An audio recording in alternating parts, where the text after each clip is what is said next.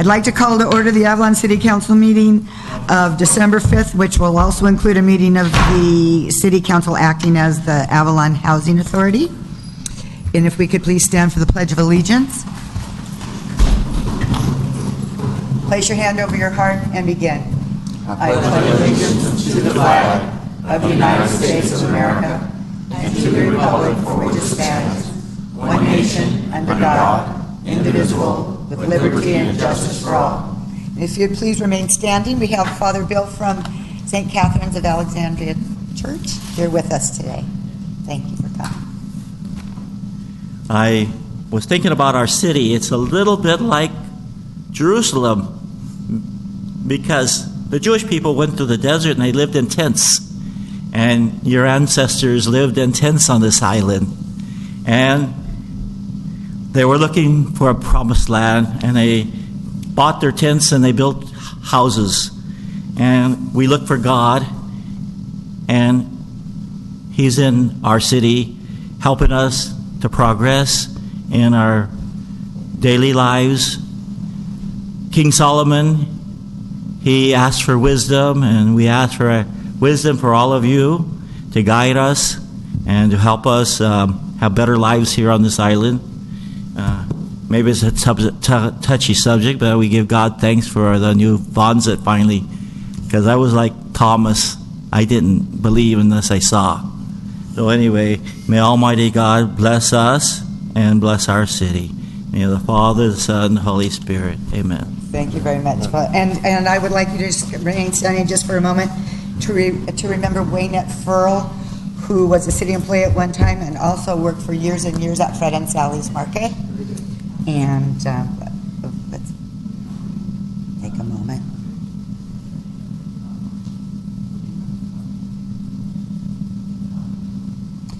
And I would also like to add a moment of remembrance for Rosalia Avila, who was the young girl in Southern California that hung herself after being bullied at school. That is tragic. That is what is happening in our schools these days. It's very disturbing, and hopefully we can come to some resolve with that issue with our young people. And we'd also like to take a moment to remember all those people in Ventura, Los Angeles County, and San Bernardino County are being faced with these terrible fires. But fortunately, I think there's only been one person who's passed, not fortunately, but hundreds of houses, and there's no good time for a fire, but this is around the holidays, and it's got to be so devastating for them all. So we pray for them as well. Thank you.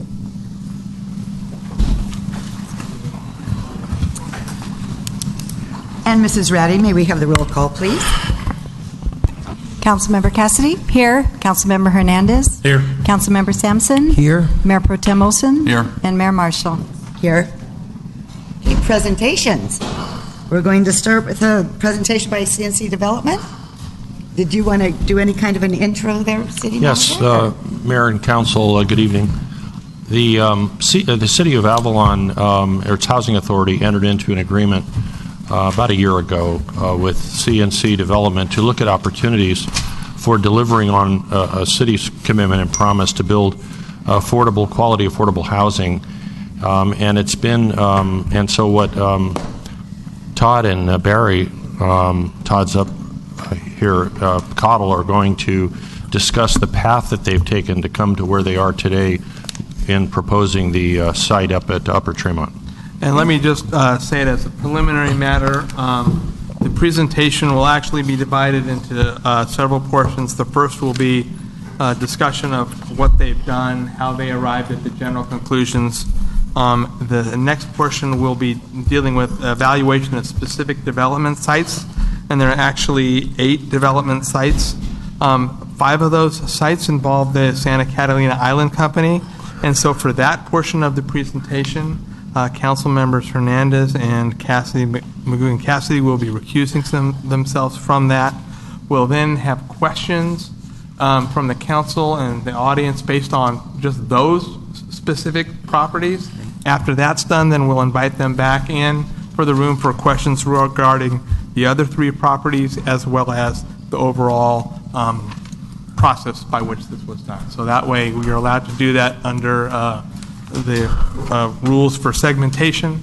And so we'll discuss that with them, and that's how we will proceed. So if they get up, it's just because I'm making them. Okay, thank you. Not because they don't want to. Okay, thank you.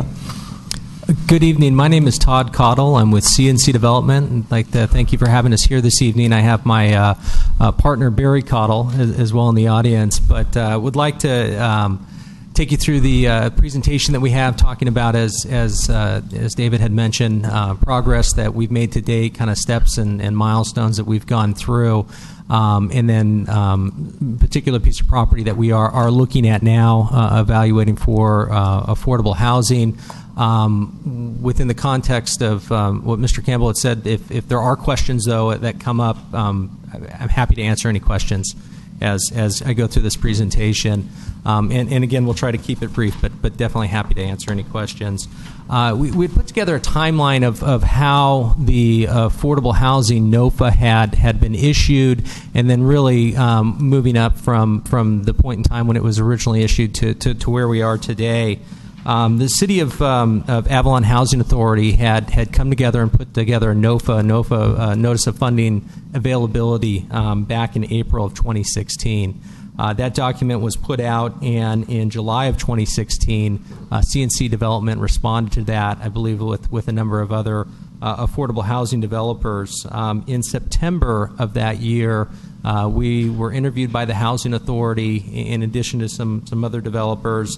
And in October of 2016, we were selected to proceed and partner with the city in moving forward, identifying opportunities for affordable housing with the ultimate goal of continuing forward and building affordable housing. An exclusive negotiation agreement was negotiated with the city and was approved in December of last year, about a year ago from where we are this evening. Actually, I think it may have been actually at the same council meeting that we're here tonight, maybe off a day or two. In February, so in December, the exclusive negotiation was approved, started digging into potential sites around town, started digging into, as part of our agreement with the city, there was a few steps that we were going to take as we went through the process, not only evaluating sites, but evaluating what type of housing we're looking at. And we do a number of different types of housing. We do family housing, we do senior housing, we do new construction, we do rehabilitation. And so it was really trying to evaluate, what are the needs of the community, what type of housing we should be looking at, and then also, as equally important, what type of affordability levels will we need to ultimately be looking at within a particular project. In February of 2017, we held a community meeting as part of that process, which was probably half presentation on what is affordable housing, what we're looking at. The other half, from our perspective, was a fact-finding mission. What's the need out there? What are we looking for? And then how are we translating that into the needs assessment that we're doing for the community? The interesting takeaway for us from that meeting was that what we may consider affordable housing, which is, and I have a slide that I'll walk you through kind of what rents are for different levels of affordability, what income levels are, what traditionally is defined as affordable housing in the industry may not necessarily be what would consider somebody lower income living in Avalon. And what I mean by that is because we are in LA County, the definitions that are lived by the state and the federal government of affordable housing are based upon LA County.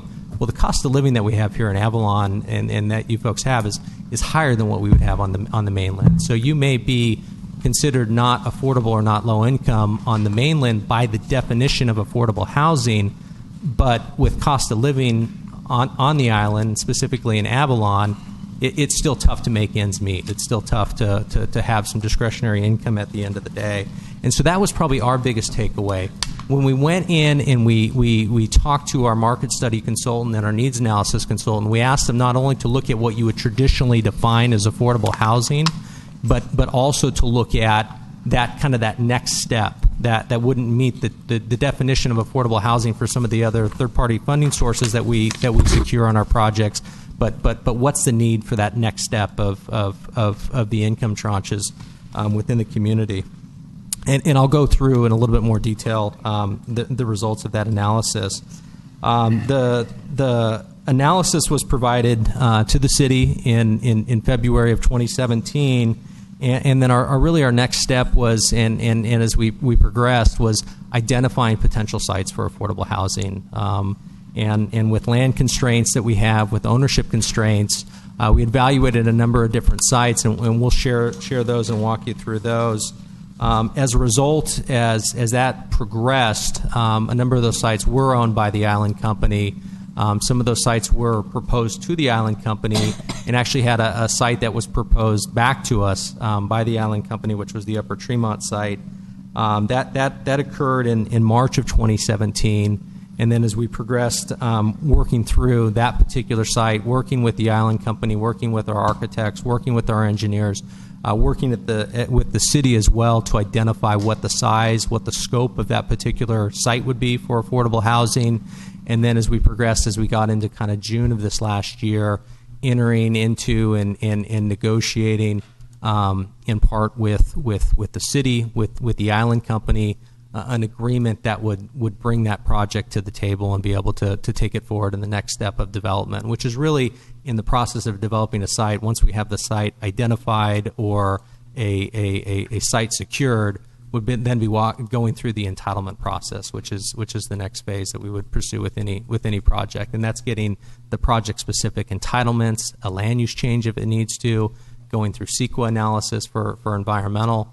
And so that really brings us to this point in time. That those negotiations have been ongoing up until this point with the city, with the Island Company. To walk through real quick on the needs assessment. So as I said before, it was a realization for us that we're not necessarily at least looking at, or we should analyze the traditional, what's traditionally considered affordable, which is at or below 60% of AMI. AMI is the area median income, and that's for the county. So that's the County of Los Angeles, 60% and below of area median income. We analyze that through our consultant, the third-party market study consultant, who've actually done over the years on some of the other affordable communities on the island, some other market studies, so they were already familiar with Avalon, which was nice as well. But we analyzed at or below 60% AMI, and then between 61 to 120% of area median income. And I'll walk you through what that's considered. So if we look on the fourth column over where it says 4 people there, and that's kind of from an industry standard standpoint, how folks refer to what a household income is at the different affordability levels. So somebody would be, or a family of 4 would be considered affordable at or below 60% of AMI, and you see 60% on the left-hand side there. If you look over under the column where it has 4 people, so a household making less than $52,000 a year would be considered low income or affordable at 60% and below. And if you look at between 60% and 120% AMI, a family of 4 would be in that category, above $52,000 but below $104,000 a year. Going back to the summary slide on the needs assessment, what we was indicated by the needs assessment that there's approximately 370 or 369 households currently residing on the island at or below 60% of AMI, and there's approximately 459 households that fall in that tranche between 61 and 120% AMI. When you look at what the rents mean, or what the rents would be translated to at those various income categories, the affordability categories, you can see there, based upon the size of your apartment unit, whether it's a studio, 1, 2, or a 3-bedroom unit. Looking, say, for example, at a 2-bedroom 60% unit, which is in the middle of the affordability range that we took a look at, the rent would be approximately $1,200 per month for a 60% 2-bedroom unit. That's just a point of reference on how the affordability, or what the affordability rents are. But telling for households in Avalon is really this slide. What does that mean at those different affordability levels and income levels? Most of our projects that we do are funded with tax credits in addition to local funding. Those tax credit and that tax credit program It's important to note, though, tops out at that 60% AMI level. So once you get beyond the 60% AMI level, based upon state resources, based upon federal resources, they really cap out at that 60% AMI level. So as we, head into, looking at sites further, we're going to need to evaluate that and working in conjunction with the city on what income levels we're ending up at and what affordability levels, and then how that affects the other third-party subsidy that we're able to go to with the state. And primarily that's the tax credit program. But could I offer this thought, that as I understand it, though, we do have residual Avalon Community Improvement Agency funds that were bonded, and that those funds, the old ACIA funds, are funds that can be used for affordability up to 120% of the median. And actually, too, the city's affordable housing inclusionary ordinance talks about 200%.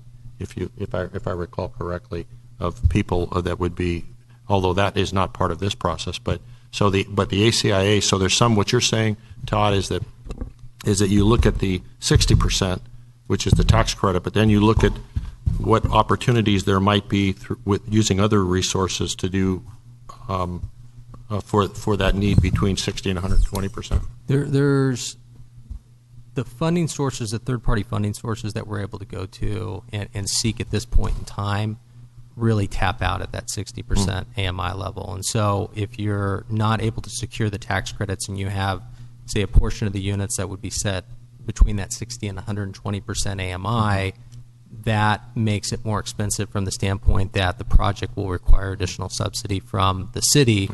In the instance of not having redevelopment agencies anymore, with those funding sources that we were able to rely on previously in the past having been taken away by the state, that's going to get costly, and we are working from the city standpoint with a fixed amount of funds. So those are decisions that I think we will all need to be making together as we're looking at the amount of public funds that are needed to make the project feasible. But then also looking at it from the standpoint of being able to produce the units, and if we're able to produce more units by having potentially maybe more of the units at the lower affordability levels, well, how does that help take pressure off the entire spectrum of housing within the city? And do you have an idea where of the 359 or whatever that number is that are below 60%? Do we have an idea how many of those are currently living in subsidized housing? What our market study consultant did is they backed out some of those, they backed out the existing affordable communities that are in town, and so what that in reality, that number, that 369 number is actually slightly higher or higher than what is being shown here, because they had a higher number. They backed out the existing affordable communities. So what they're saying is within town there are 369 additional households that are spread out, excluding the folks that are currently being serviced within the affordable communities. Our next step in the process was then looking at different development sites, potential development sites, and had gone through and looked at some sites that were not owned by the Island Company, some sites that were owned by the Island Company, and if we could take a few minutes, kind of walk you through the sites that we looked at and some of the reasons on why we ended up with the looking at the Upper Tremont site that we are right now. We had looked at a few different lots on Whitley Avenue, one piece of property that's owned by the city, one piece of property that's owned by a private party, 205, 207, 209. Whitley, what we had with that, though, is and as we look at projects, in order to go out and to finance a project with the tax credit program, which is going to bring the most amount of third-party funds from the state through the federal government, we need to have a certain size and scope of the project, and that's anywhere, you want to be around that 40 to 50 unit range. That helps to justify the cost associated with those tax credits, funding it with the tax credit program. That also helps to provide, though, through the ongoing operations and management, enough size and scope of a project to be able to underwrite to your on-site manager, to your maintenance personnel that you have on the property. When we looked at the Whitley sites, both the city site and then the site that's owned by a private party, we just size-wise of the sites and the land area there, we're not able to get to a project just big enough to be able to make sense on using that tax credit program. 13 units is what we were able to get on the 205 to 209 Whitley site. On the city-owned site, which is unique because it's already improved with some current units out there now, the ultimate density is about 9 to 12 that you could get on that site. Potentially in the future, there is the ability to come back on Whitley and you could add some more units to it. But to do a new project out there, it wasn't large enough. We had also looked at the Hermosa Hotel redevelopment of that property. That property, from a size and a scope standpoint, actually made sense. It worked. From a cost standpoint and a financial standpoint, it didn't. And the property on what it would take to acquire that property with what we're working with the budget that we have with the local funds from the city, it wouldn't pencil. And not saying that the property's overvalued, it's just the value of the property out there. And as a result, we're not able to look at proceeding with that. We dug into that site from a financial analysis standpoint because with the existing improvements there and the size and scope of it worked that way, but just financially, it wouldn't pencil, and we were off on that. And then we started looking at and really went down and kind of created, I don't want to say a wish list, but a list of sites that were owned by the Island Company. So at this point, we'll have, sorry guys. No. Lucky you.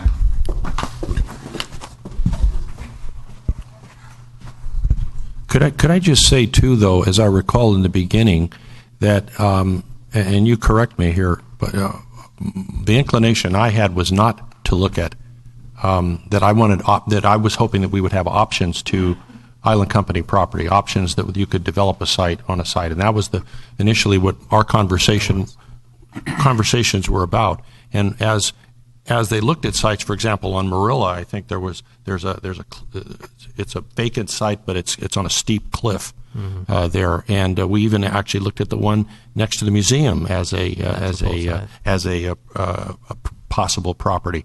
But the cost to develop, as I recall, was very high.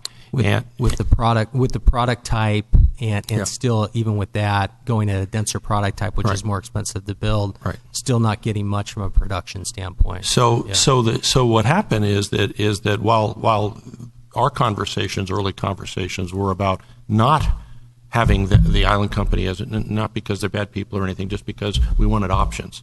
It really came down to the sites that you have before you, because they were the large enough sites that could accommodate the housing that we were talking about, that they were talking about building. Yeah.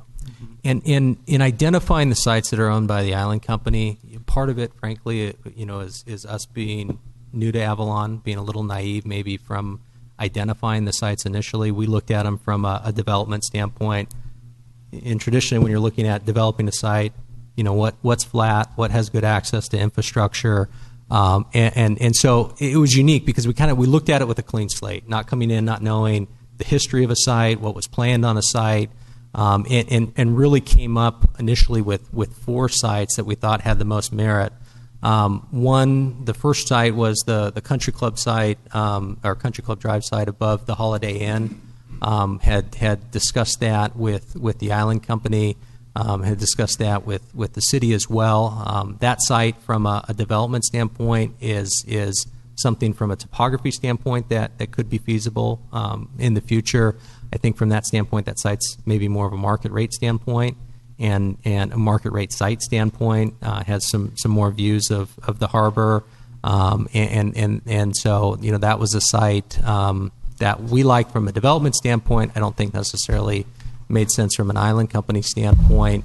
Maybe if I skip over to site number 3, we looked at the Las Casitas site directly here behind City Hall, probably the flattest site, the most centrally located site as well. Having gone into it, looking at it again, saying maybe a little bit more naive, not knowing that there was already plans and that the Island Company may be looking at that site, which is still a great site for from a topography standpoint. We've also looked at two sites further up the canyon, one across from Joe Machado Field, one a little bit further back towards City Hall in the Bird Park area. Both of those sites, from topography standpoint, later learned as we evaluated them further and got into them, there is some public infrastructure that still needs to be put in related to increasing pressure from a fire service, a saltwater standpoint.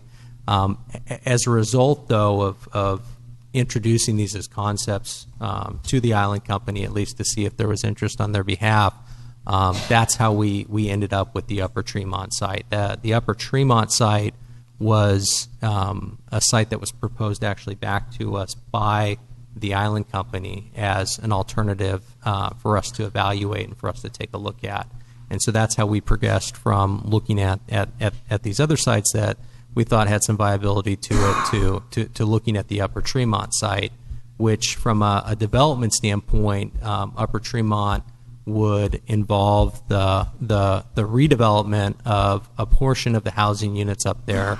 Currently, right now, we're looking at, and this is the site plan after working both with our engineers and the Island Company's architect and our architect as well, ended up, what it has is there's a loss of 5 of the existing housing units.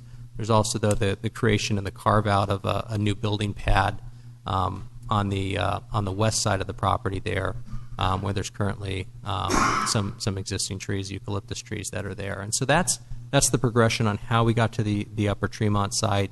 That's continued to move forward with the negotiation with the city, with the Island Company that we've had some participation in as well.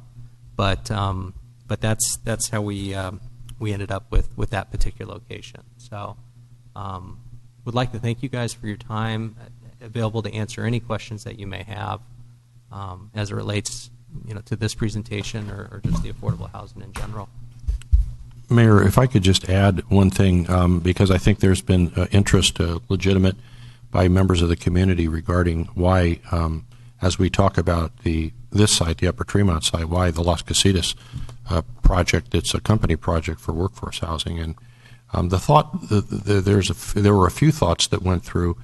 The Las Casitas project, the workforce housing for workforce working full-time in Avalon that the company had proposed, is of impact or potentially impacting the same infrastructure, the streets, the sewers, the water, the intersection, 5 corners, the sidewalk areas, as this project would. And so the idea is that by looking at them not in segments, in pieces, CEQA tells you, California Environmental Quality Act tells you that if you know there's things going on, you look at the total projects, the impacts, what are potential mitigations, what are options, and that's why those two were married. In addition, frankly, by looking at both projects, it gives us some, let's say, advantage in, how do I say this? I'm sure no one's listening, but it gives us some advantage, some leverage in talking with them about the Upper Tremont site too, because they want things, we want things. So it gives us the ability to have that dialogue about both projects and what they can do for the community and the community can do in terms of building that workforce housing. Is that a fair statement? Yeah. Do we have any questions from the community? Barry, while he's standing up there, or Todd, I mean, while he's up there. Sure. You come to the mic, please.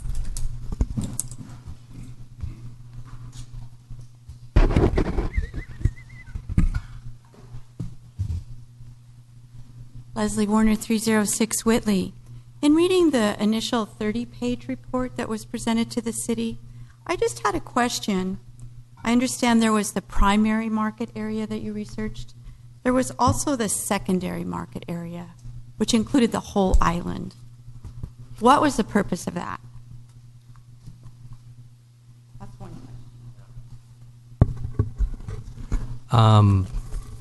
I don't know what the purpose of that was. Looking at just Avalon, or if If I've got an answer, I'm happy to answer. If I don't know, though, I'm happy to admit that I don't know. I'm not sure why they looked at the overall market. I know when they're doing, and this is a little bit different, this is a needs assessment. A lot of times we use the same company for a market study to truly analyze a project.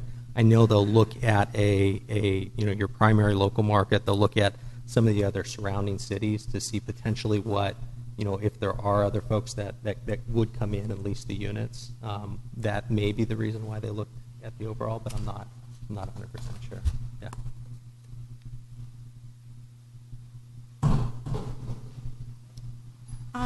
And then my other question, it was stated in that residents were very neighborhood oriented and reluctant to move. And I found that fascinating that they were saying, people might not want to move, like if there was new housing available.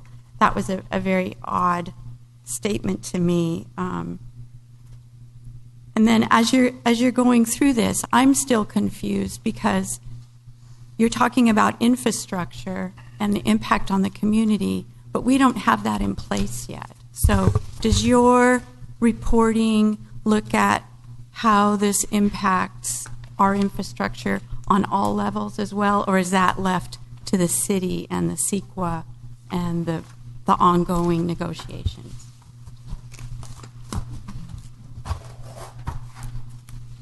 Concerning the infrastructure and looking at it, as we were identifying some of the sites and looking at some of the sites, that was taken into consideration of what the infrastructure was that's already in place as we looked at some of the sites further up the canyon. But doing a detailed analysis on existing infrastructure, whether that's street intersections, whether that's existing water lines, sewer lines, that gets done as we would head into the entitlement process, the CEQA process as well, but really the entitlement process and on what's currently there with the system. Is it sized even appropriately for, say, the size of a project that's being talked about? Is there certain things that the project can do to then pay for those if the line is deficient, to help pay for the cost of either upgrading the line or helping to pay for even, say, the future cost of upgrading the line? So say if we had a project and it would result in the sewer capacity going up where it's kind of at that cusp of, does it still work? Does it not work? And it's really working, in conjunction with Public Works, knowing the true infrastructure of the city. But, is that something that we then go ahead and fix and install as part of the project? Is that something where we make, in lieu fee into the city that they'll keep and put within their capital improvements budget that they can use then in the future? Say if another project comes through, or if there are issues with the line. So that's something that we'll work at as we head on any site as we head through the process further. But not looking to have a project, say, that would come in where existing infrastructure could potentially be deficient and just tie into that and not address that. That would be addressed as part of any project. But that's really working with our engineering folks, working hand in hand with the Public Works to identify. And to add to that, perhaps, or to ask additional questions, I think there's a concern if you have 150 new units and you have 50 new units, you've got 200 new units, and typically, I think the community doesn't know, okay, how many of the, I think there's a concern because you're talking about the sewer and you're talking about the landfill and all of that. Mm-hmm. So are we talking about 200 units that are basically the same people that are here, but now all of a sudden people don't have to live together as families? They're moving out of somewhere else, and what impact, for example, if they move out of the Catalina Beach House and maybe there's 25 people there, so that's 25 there. And now you've got the hotel that would be back in business as a hotel. Yeah. And I think there's a concern of, is it bringing over a whole lot of people, or are we just making the people that live here have a better quality of life? And that's a good question. Our goal with the project, and I think what we've shared with the city initially, but also what the city shared with us too, is to address the existing housing needs that we have here in Avalon on the island, and what that can be done where we can't, from our perspective, with the funding sources, if we're going to be using the tax credit program, which we really need to be using and want to be using at this in order to leverage the city's money to build new units and to do so, with that funding source that's readily available, we can't restrict those units to residents of Avalon. But what we can do, and this is language that's been negotiated with the attorneys in the tax credit program, is to have a preference for residents of Avalon, and whether that's a preference for folks that live in the city or folks that live and work in the community, where you may have teachers that are coming across Right. Every day, and so that's something that we can do within the project. Effectively what you end up with, as long as your demand for housing is strong enough and you have a preference for local residents, the project gets filled up with local residents and it stays full with local residents. Because I had asked if it was possible to do some kind of a survey, just like we have people sign up for vehicles, to say, okay, if they knew what these numbers were in terms of their household size and what they would be paying for rent, and get that word out, and is it possible for the folks to comment on that and to see and to get that list going so we know kind of who's out there and who would be living in these units, and then if they're already on the list, would they get priority because they're on the list before we advertise it to the rest of the world? Well, if we you had to do that. Mayor, you in fact did make that request, and we did run that by CNC in regard to the idea. Mm-hmm. And while the project itself may take 2 to 3 years to fully develop, your point that you made was a good one.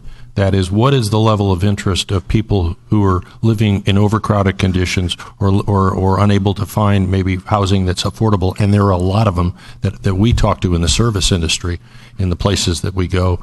That would, and also your point is that I think it gets out information to the community about, because if we're building housing, I think that the point you make, and I've heard the council make, and I've heard community members make, if we're building housing for people who don't live here, we don't need that housing. What we need is housing to address the needs of people who live here.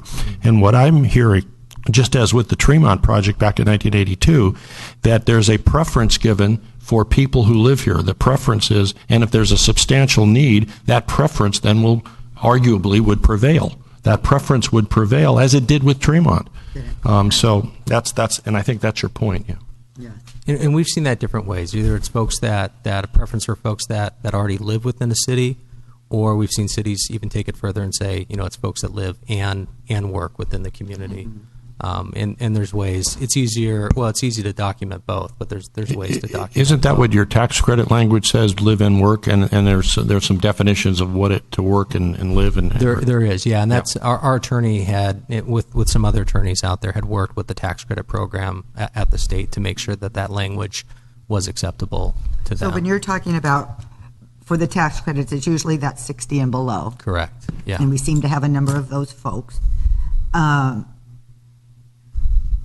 Mayor, if we could have questions, maybe perhaps so we can bring Cindy and okay, so now we're talking general Hernandez. questions. Yeah, we're not general. So are there any specific questions regarding the 5 Island Company properties that we can address, and then we can bring back in those council people?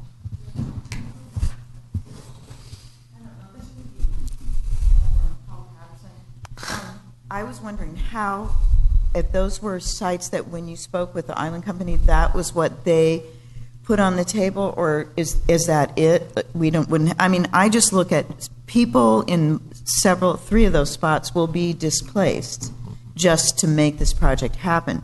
And I look at places like what's happening next to the Conservancy, and of course that would be additional infrastructure issues, but I'm also looking at, and we've spoken about that, you guys have spoken about it, density, congestion, et cetera. And is there a possibility with the number that's being talked about that, it can move out a little further, the bird park, but still, I suspect that's going to impact people that are living there already, and the Las Casitas will impact people that are there already. Obviously, the Tremont spot will impact people. Is there no other place, or were those the options that they put on the table for you to consider? Okay. Mm-hmm. The 4 sites that we identified initially, with the exclusion of the Upper Tremont site, those were sites that we identified, that we had proposed originally, that we thought would be feasible sites or developable sites. They proposed back to us the Upper Tremont site. The current footprint that we're looking at for Upper Tremont it's 5 households right now. And I'm not sure, part of the negotiation had been, how do we work with the existing households that are there through attrition that would occur either at that location or other locations, and how do we result in a place or a point where folks aren't being displaced out of housing? Because that's an issue that we have in the community. If you're displaced out of housing, where do you go? Well, the Island Company does have a number of properties, and how is that, then those 5 units being handled? They being through. But what I recall the conversation with the Island Company being that while there may be displacement from the site at Tremont, they want to build Las Casitas first, and that those housing then could be available for those people who are displaced, so there would be no displacement. Yeah. That was the understanding, and that would have to be locked down in terms of an agreement. That would have to be, that would have to be in any development agreement that may come in the future. But that's the kind of issue that and in terms of the number of units, as I recall, and we have to lock this down too, because this is what we're told, but it has to be locked down, is that while they could build 140 units, that there would only be 40 or 150. There would only be 40 to 50 quote new units for people who live here and work here for their company. That was my understanding as well. Yeah. But they have to build the first in order to get the people who might be displaced into the new housing. Is that also that's what Mr. Harrell, Mr. Wilhelm, and Mr. Yes, Paul. Yes, the relocation law requires us, if we're displacing someone, to put them in new acceptable housing, whether that's in a Las Casitas site or someplace else on the island. That's something that we would figure out at the time. We would do a relocation plan. If you're relocating them, but then they're going to have the ability to move back into the new units, there are some other ways you can handle it. But so that would be addressed at the time, whether it's through Las Casitas or someplace else. The projects aren't technically tied at this point, and so from a CEQA standpoint, this project would be analyzed separately unless we were to tie them through some sort of an agreement. But that's not where we're at right now. And in the draft MOU that's in draft form, it says that they would be responsible for the relocation of any properties on Upper Tremont. That's in the draft MOU that is in the 3rd or 4th rendition. That's what it says. Now it's not firmed, it hasn't been approved. It's not a DA, a development agreement, but that's what they've said, and that's been the understanding that we've had during the process. Are there any other questions related to the Island Company in specific? I was just wondering if you had done any price comparison as to building on the flats as opposed to building on a hillside. And what's the differential, if that was included in the study at all?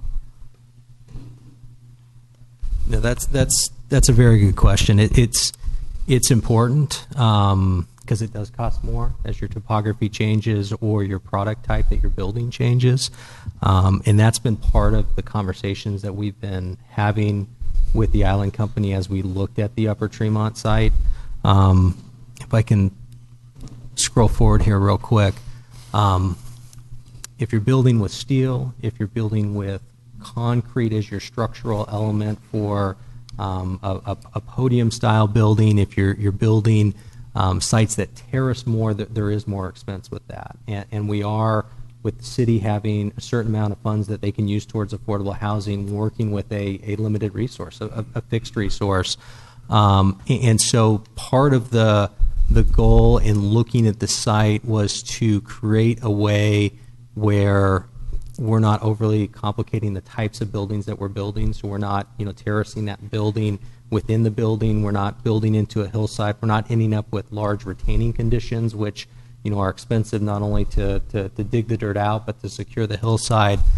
So these buildings that we've laid out, or that our architect had laid out here, are a combination of 2- and 3-story buildings, but with their foundations that are flat foundation.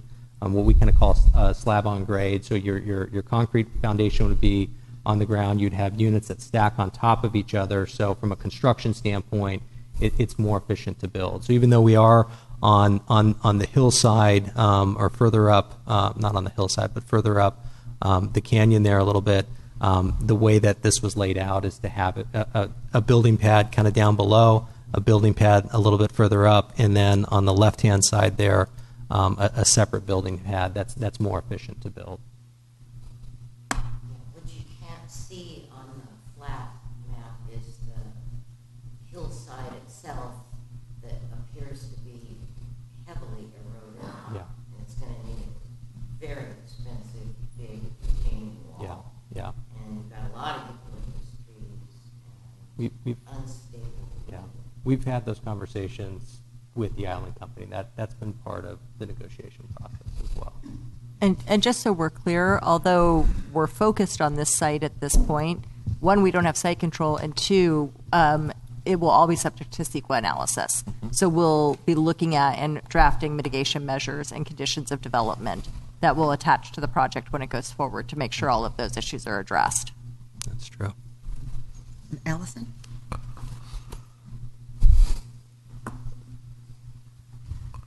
Allison Osensky, 356 Sumner.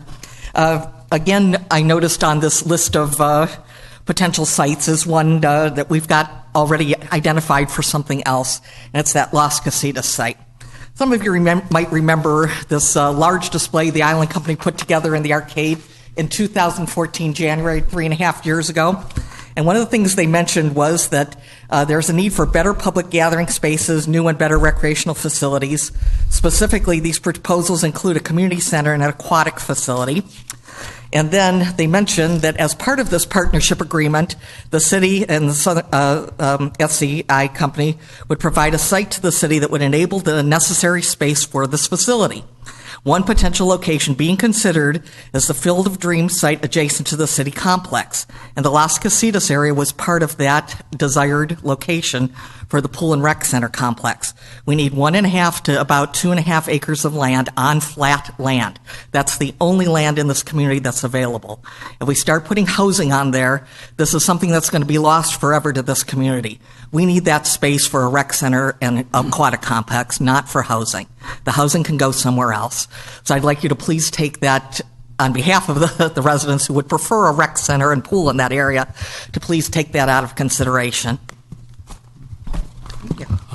Unless the city, that first of all, that the property in question is private property. So unless the city is prepared to use means other than what, use other means, and the property in question is zoned for the purposes for which, and is identified in the general plan for the purposes for which it is proposed. So unless the city's prepared to change the general plan, or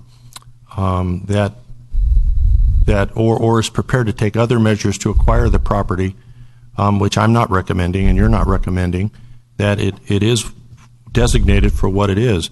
I will say, though, in this negotiation, because we're talking about two projects that have similar, sharing similar infrastructure, there has been discussion about expanding the public sector site here as part of the consideration for moving this concept forward, and that would be part of a discussion that would be reviewed as part of CEQA. It would be evaluated. There'd be options and so on. But what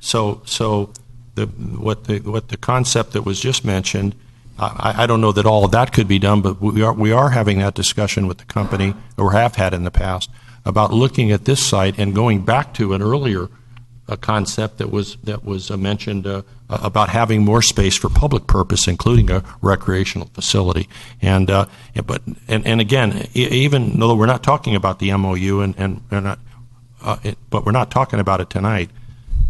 But we have to have a concept in order to evaluate, and that is what the Supreme Court said. You have to have some idea of what it is you're thinking about, and then evaluate that against against environmental standards, about options. Is this the right site? What are the infrastructure needs? What are the impacts? What are the mitigation measures?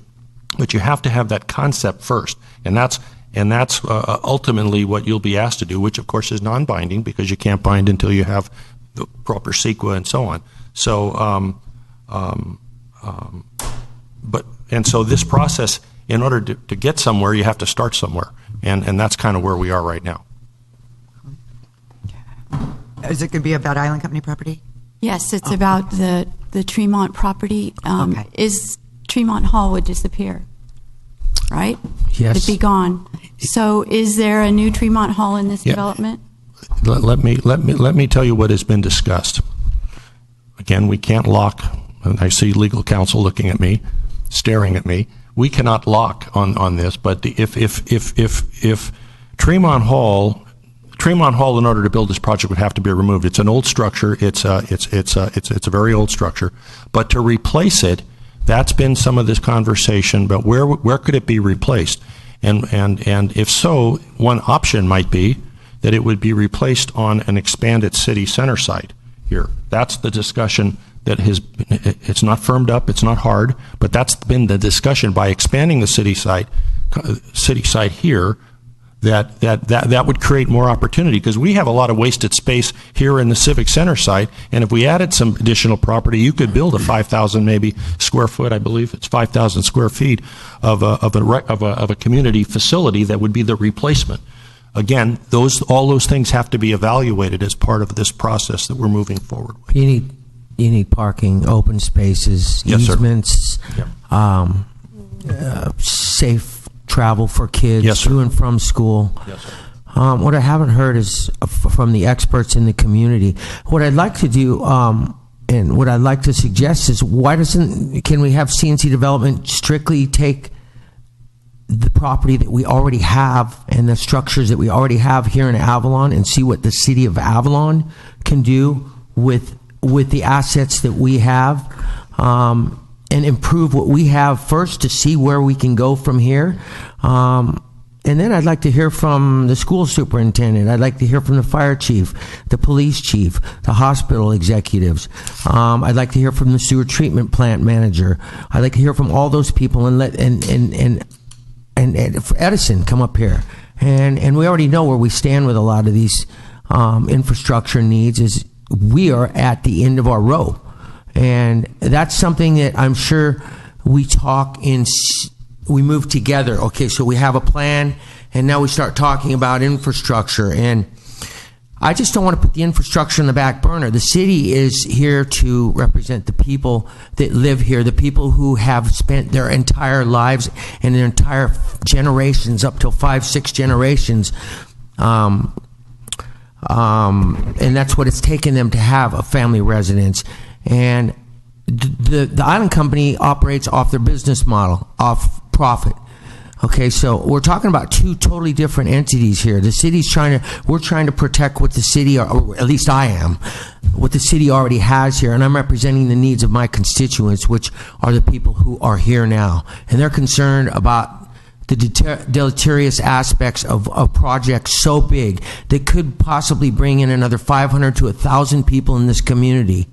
Where do the toilets get flushed to, and can that sewer treatment plant handle that in the busiest time of the year, along with the water, along with the emergency services, along with the school? I mean, if that means there's going to be a lot more kids going to school here, well, we're almost maxed out up here. Yeah, we need everybody. There's not a person in this town that will agree that we need housing. I mean, we keep missing the boat on this. We missed it on Vaughn's. We missed it on the Conservancy property. I mean, we passed these projects saying, well, technically they don't need housing.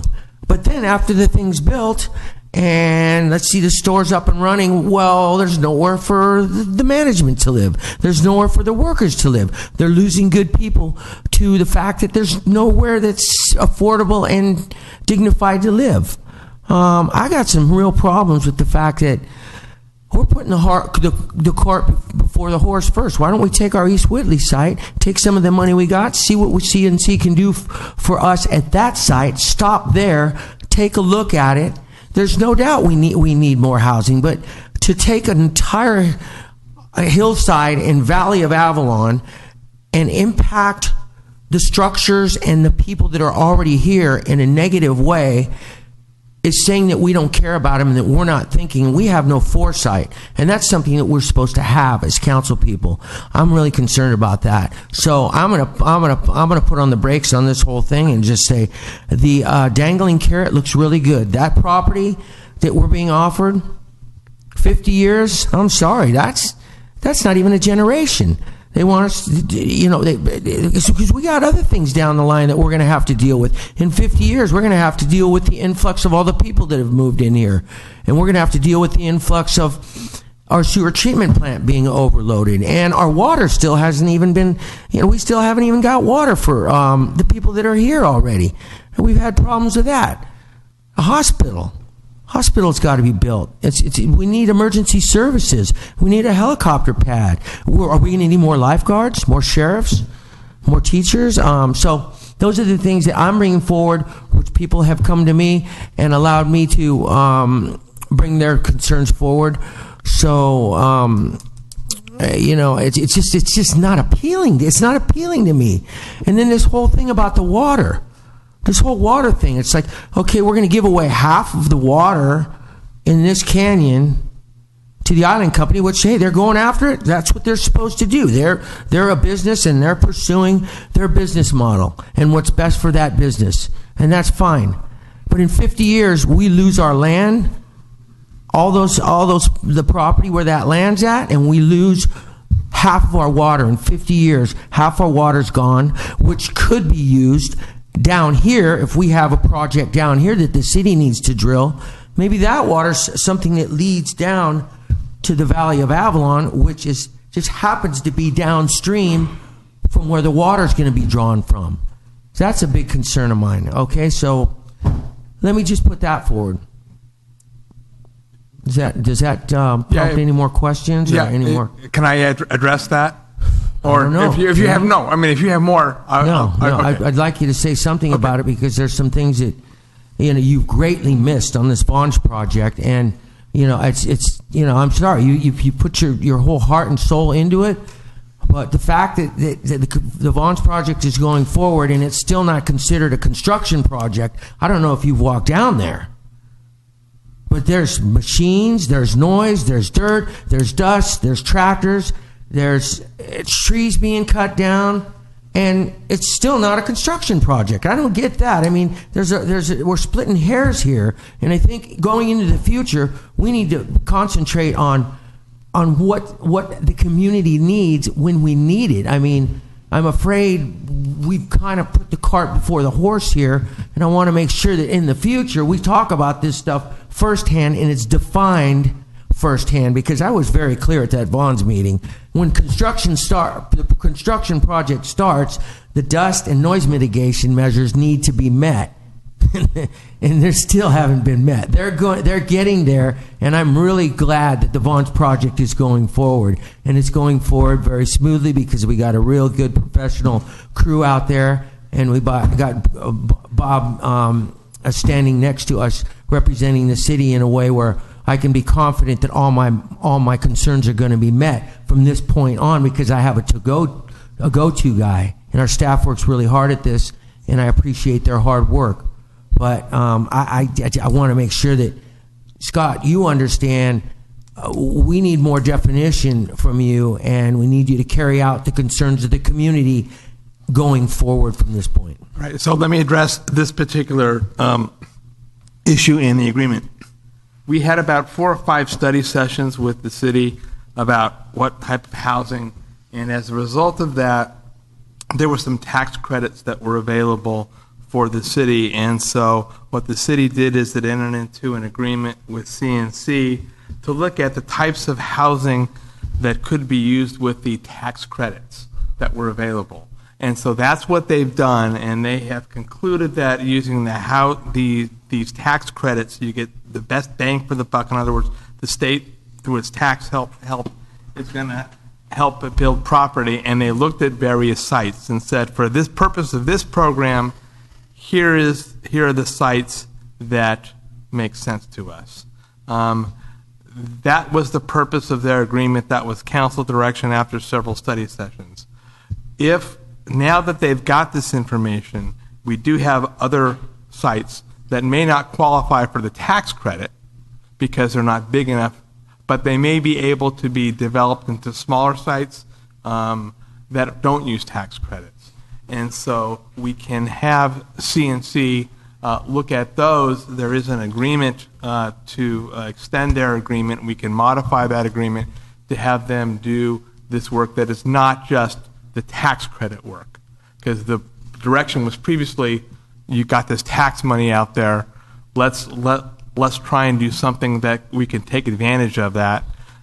If we can still go forward with that, at the same time we can direct them to actually look at the city properties and how to best take advantage of the properties that we own where we are not dependent upon the island company And or they have anyone looked else. at those projects, those properties, and there is potential there. They just didn't fit the direction that the council had given I see. previously, which was to focus on leveraging and getting the most bang for our buck, shall we say. We get the Okay. most if we use our money So we can with the direct tax them credit. tonight, because there's an item on the agenda to extend their agreement, and in that we can actually include work that they would do on looking at the sites that we own and how can we best maximize those particular sites. Hey, can we consider the deficiencies that we already have? I mean, we've been talking about a recreation center and a pool for 30 years. We were in the worst water shortage that we've ever had, and we just barely got out of it because it rained, but we've done nothing about it still. There's still no extra storage. I mean, we've got the Wrigley Reservoir. All we got to do is run a pump up to there from the desalination units, and we could probably use a new desalination unit. But all these things that we have that the city already needs. We already need that. So what we're saying is that, okay, we need all these things now, but if you let us build another 200 units, we'll give you those things we might give you those things you need.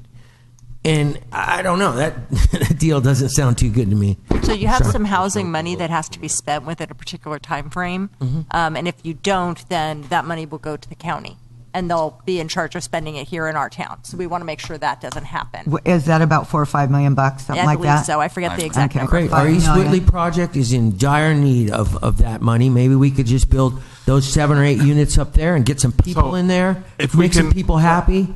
And I agree with you, but now we're talking about non-island company property, So we which can bring means the other guys back these then. two can come back. So Yeah. can we exhaust the island company stuff so we can have the whole council Yeah. perhaps give direction on I believe- exactly what But Councilmember before you Sampson's give talking direction, let me someone who's been intimately involved in this. There's also Please if, do. if the company through Las Casitas builds the housing that they're talking about for workforce, they're required under your inclusionary ordinance to provide 20% of those. And correct me, Amanda. I don't see it, Amanda. There you are. 20% of the housing has to be inclusionary. So maybe your point, sir, is so they're going to have to take 20, say it's 150, it's 30 units. So maybe there's a dialogue or discussion with the company about how do they satisfy that 30 unit requirement for inclusionary housing. How do they satisfy it? Maybe they put something up to do housing elsewhere that's for the community, the broad community, and maybe that could be a discussion that CNC can look at as it looks at the other points that you've raised and have been. I've heard the word negotiation here a few times. So if we're negotiating, I don't see that proposal on this list here. I didn't see anything that even gives me any kind of acknowledgement that they would be even thinking about that. So Yeah, well, and your point maybe is, we need to get that conversation hot on the table. And it is- and understand this is what's important to us. I mean, I understand what's important to them. The bottom line, creating new workforce housing, whatever they have in the future, they want to build up the town. But the city's still sitting here, standing here, holding the responsibility for our infrastructure, our quality of life, our medical services, our water services, our sewage services, our transportation services, our schools. We've got a lot to deal with before we can start rebuilding the town out. We already have our deficiencies. So, and your point, sir, is that there is a draft of an agreement, or a non-binding agreement, an MOU. There is a draft that is not in a final form. It hasn't been approved by their management. It hasn't been approved by you. But many of the points that you're referring to are, in fact, what is the term of the lease if it was Upper Tremont? Is it 50 years, or is it 100 years, or is it in perpetuity, if I can say the word? What is, or if it's a lease, what is the site? Is it $1 or is it $1 million? Limited to a 99-year lease. Yeah. So we're limited to a 99-year lease if we take the tax credits. Is that Under real estate law, they can't lease it to you for more than 99 years. Is there any way that we can get the property in perpetuity? Is that? You'd require it. I only raised that as the issue that the terms, the exact terms, have not been. That's an issue that I was going to raise, and I was kind of leading to that because that's a good deal. I mean, 50 years is that's not even one person's lifetime. Right. That means you're going to get kicked out before you get old. Well, I would hope. Or the property goes back to the property. The home goes back to the property owner, and the rent doubles. I mean, that's usually what happens. And as you recall, what happened with Hamilton Cove is originally the property was a 99-year lease. It was a lease between the Dayon Corporation and the Island Company. And what happened over time, as it's currently, although it's not an affordable housing project, is that the property has now being sold to the property owners. So, but your point about all those details are not yet known, and they won't even be final. They wouldn't even be final until you would actually go through this evaluation process, and there'd be a development agreement. It would simply be, but knowing the concerns are important, and it would be good to get that MOU and have some discussions about that too, because so that it's all up front. Right. It's all up front before the council and before the community about what those deal points are. If there's no more Island Company comment, I'm going to bring him in. Hang on. It's not Hang on. Oh. Okay. You've been gone long enough. Wake up. They're probably watching it on the computer anyway. Oh, yeah. It's only so they can be Thank you. Should I wait for them? Sure. Okay.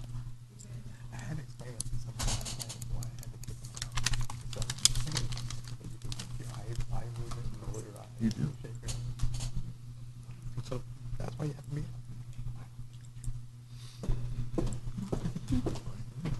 Welcome back.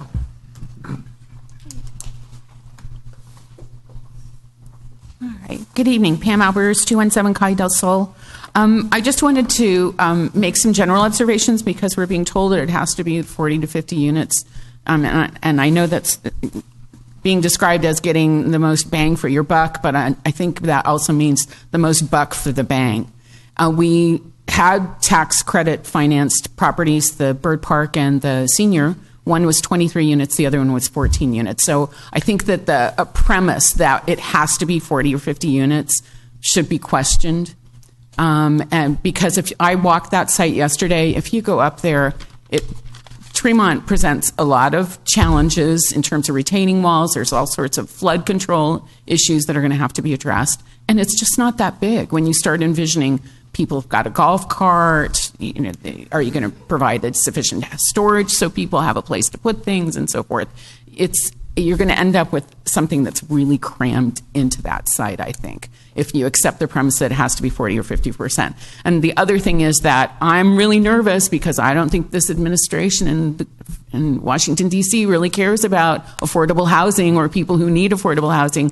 So I wouldn't be surprised if there are some things in the tax bill that's making its way through Congress that there's going to change the attractiveness of tax credit financing for people that generally do that. But in California, we do have housing bond, and that was really what I got up here to ask is, what are the prospects of gaining money through the housing bond that's going to be there, and is it a loan? Is it, grants and those kinds of things, if we could utilize those kinds of monies, because being locked into the 60% AMI really eliminates a lot of people who need housing, who are working people, but they just happen to make too much money to qualify. So those are my thoughts. Thank you. And those are funds that we would be pursuing also. And just as a point of clarification, the 60% of the AMI for a family of 4 with mom and dad both working in Avalon, which is not unusual, is each of them are making $13 an hour, $26,000 a year. And I'm concerned that if we're going to stick 40 or 50 more 60% below units in town, that we actually have a legitimate market for that. I know that when Bird Park went in, is we imported some people because you can't. We were building City Hall at the same time, and we were relocate people from Las Casitas that we thought would be perfect candidates for Bird Park. And because he had 2 jobs and she had 2 jobs and the kids worked, they didn't qualify. And I think that's an issue in town, that it's just not a single wage earner in a family that supports a family. It's usually 2 or 3, and sometimes they have multiple jobs. And I think the $52,000 threshold is just kind of a joke. So the 60% or under is $56,000. Okay, $56,000. Yeah. $4,000 make me a lot. $56,000. Pardon me? $4,000 making me a lot. Yeah, $56,000, but it's still, that's not that much money. It's not that much money. No.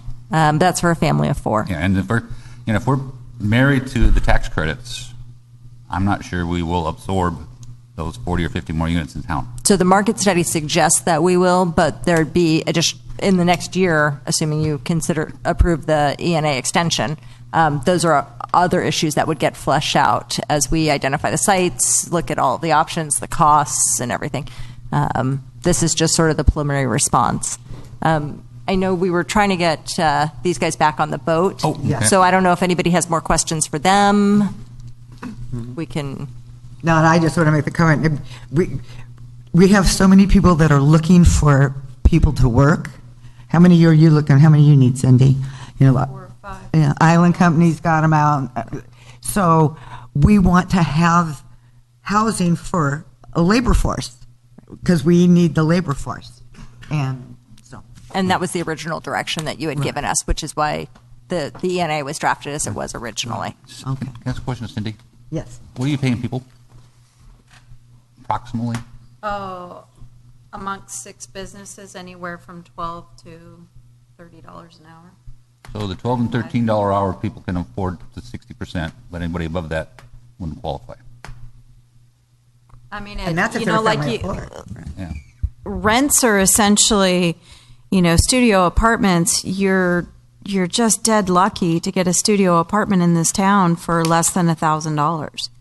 I mean, that's $12,000 a year, and that's 50% of an income of the average, single person here in town. So, you're finding, a 2 parents and 1, if not 2 children living in studios because that's all they can afford. Right. So this project would be designed to address those sort of overcrowding issues and help with that. Okay. Alrighty, if there's no further comments, we have the item number 13, and since they were going to try to catch the boat at 7:45, if we could look at item number 13. And it's been, because the work as currently contemplated would involve the Island Company property, or at least part of that work. They have to step out of Again, I that. think that Councilmember Hernandez and Cassidy should recuse themselves. There has been some Thank you for coming, discussion- ladies. There has been some discussion about, from council, led by Councilmember Sampson, that they do some work to address the city properties that the city has. So what I would propose is that what would make sense is to approve the amendment to the ENA that would allow them to continue to work with what they're doing, and we come back in next meeting with a proposal for more, what it would cost the city for you to do work on the city properties. Is that, because then you'll have an actual figure, because that's going to be work. We're going to be work not tied to getting money from the state and stuff like that. It'll be tied to they know what properties are out there and providing direct assistance to the city. Be based on an hourly fee about this is what we think you can do with Whitley. You can put 10 units up here. What if there's a We know couple what of we can put on Whitley. really inexpensive properties here in Avalon that already exist? They already have their water, but let's say they're dilapidated, and there's a few properties like that around town. What if the city considered purchasing those properties and building on those with some of the funds, or possibly trying to find the funds to build on those properties ourselves? That can be included too. We can. I can add something like that to the scope of work that we'll bring back for you guys to consider next time. Because I know there's a property up on Whitley that's for sale for $270,000. I mean, I'm sure it'd take $1 million to build on it, but it just. And maybe But Joseph. you know what? We have $1 million. Yes. Well, maybe Councilman, if you know some of those sites, maybe it'd be helpful to write those sites down just so they don't have to go walking up and down the streets of Avalon. Absolutely. Because perhaps. Yeah, absolutely. In fact, that will help us define the scope. So what we'd like to do is to approve this agreement to continue the global work and on the larger scale projects. And I don't believe the city. There's not a cost to the city on Correct. the E&A. There is no cost There's to the no city cost to at the this city. time. And then we'll bring back an agreement for them to act as a actually consultant. working for the city on the city sites where we don't need the island company to do. We'll bring that back at the next meeting. That would be great. I would Okay. appreciate that. I would also like to expand the needs assessment to make sure we do have enough qualified families who are going with the tax credit money. Sure, we'll refine the needs assessment as part of the next phase. Well, and again, can we do the surveying? Can we survey our community? CNC says it would be a good idea to judge, and it might address the Mayor Pro Tem's and your concern about what is the market out there right now. What are people looking for? Get them interest. You can inform them what we're doing. Or we could write this in English and Spanish. Yes. Okay. Dollars and cents. There's a recommended action to approve. Approve the First Amendment to the ENA with CNC Development for development of affordable housing in Avalon. I will so move. Is there a second? I second. Okay. Everybody can Moved vote to on second. that. Any other comments? Call for the vote. There you go. Thank Thank you very much. Good vote, right? lights, but I'm assuming it was all eyes. 3 eyes. Yeah. No lights? Yeah. Thank you. Have a good, safe trip. Lights are out? Okay. Thank you very much, and safe travels. Merry Christmas. Thank you very much. Happy holidays. Okay. Are there any? Oh. Thank you for giving them a ride, Dan. Don't forget to come back, though. Yeah, come back.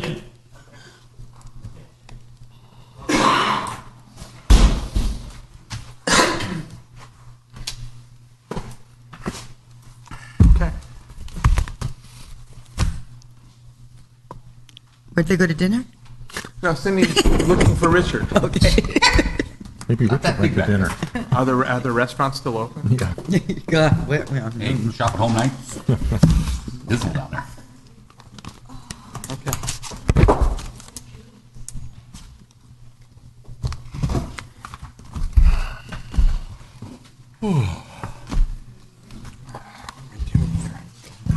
It is freezing in here. Is it cold now? You got your plaid on. Yeah, but it's like a skinny little silk shirt. Oh, it does? Okay. Oh, it's not more substantial. No. Okay, now we're going to announcements and written communications. Mrs. Ratty, do you have anything? I do not. Okay. Annie, I just ask if we move on past announcements, that when Mr. Hunky comes back, that he's able to say something. Oh, okay. Because Okay. I'm sure he has some things. Okay. Are there any written communications? City manager? I No? have none that I've And received. Ms. Ratty? Okay. City manager report. Mayor and Council, given the time, I did submit to you a report. It was a written oral report that discusses 10 items. I can't project what you may do in the future. What I did do in the report that's available at City Hall, it's been distributed, is discuss 10 initiatives that you have taken, with your leadership, have taken to address pressing problems in the community or create opportunities. They're all defined in a written report that you have, and I would hope that those initiatives would be something that you would find to be valuable to the community, and also that you would pursue. That concludes my report. Thank you very much. Okay, City Attorney report. Yeah, we have a report coming out of the prior meeting of the City Council in closed session where we were discussing the city manager, and as required by the Brown Act, I'm required to make that announcement at this meeting and not the previous meeting, and that is that the city has accepted the retirement of city manager David Jenkins. We have entered into a retirement agreement with him, which provided for some tasks that he was to do and is accomplishing. It provides a general release of any all rights against vis-a-vis the city and Mr. Jenkins.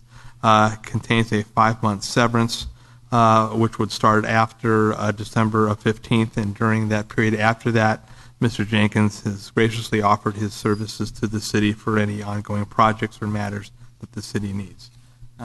So that's the substance of the retirement agreement between the city and Mr. Jenkins. Okay.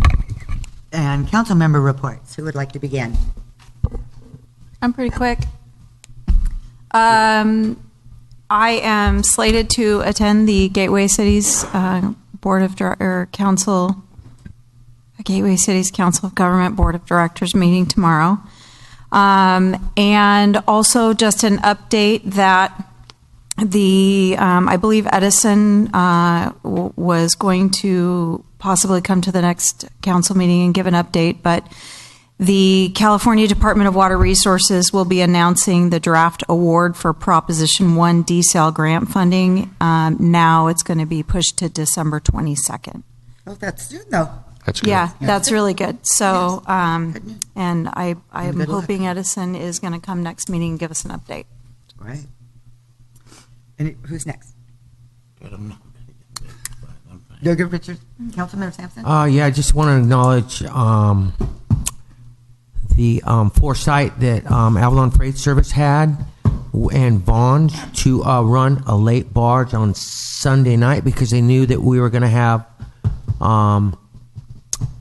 foul weather for a couple. I think it was Sunday night or Monday night. They ran a late barge so that there was plenty of food in the store, a lot of milk, bread, cheese, all the things we normally run out of. I just want to say that their foresight on that is greatly appreciated because I know last year we had some deficiencies in that, and I'm glad it's fixed. And I just want to let that staff know that they're doing a great job and keep it up. And that's all I'm going to have for tonight. I appreciate what Vaughn's and Avalon Freight Service did there. It helps the community greatly. Mayor Pro Tem. Let's see.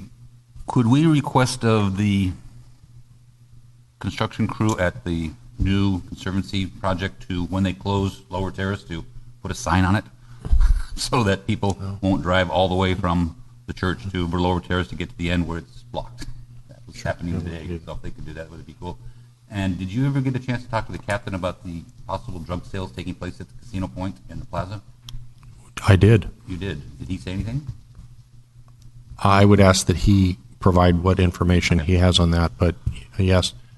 Okay. And thank you. I'm going to be attending a combination Contract Cities, League of California Cities meeting Thursday evening. Great. And that's it. Okay. Merry Christmas. Merry Christmas. I'm going to say that tree lighting went really, really well. I know everybody's enjoyed all of the decorations and everything downtown. I want to thank Community Services and Public Works for their work and the Chamber for their Shop at Home night.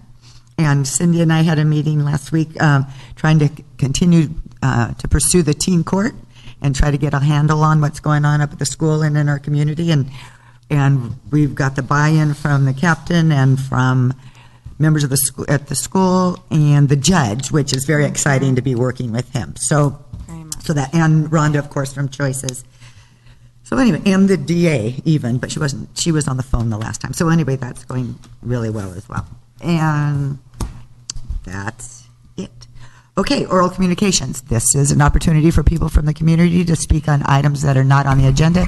You'll be limited to 5 3 minutes, and no action will be taken. Allison Osinski, 356 Sumner.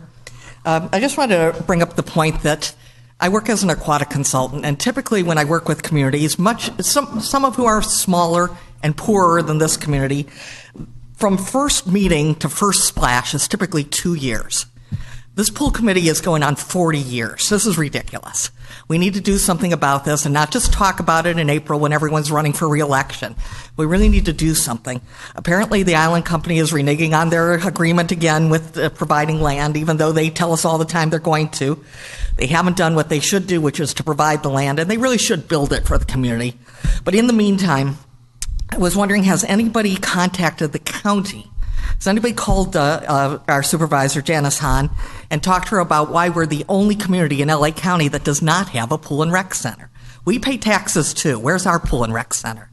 So I know we still need the land, but if we can start negotiating with the county, maybe they can assist us in getting the thing actually built, or maybe they can help negotiate with the Island Company to give us that land.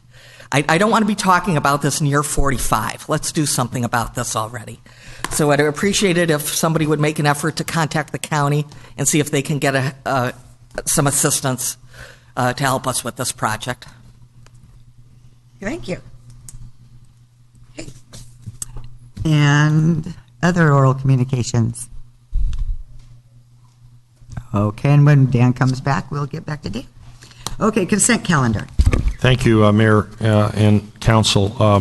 Item 1 is actions, approve actions from the November 7, November 14 regular City Council meetings.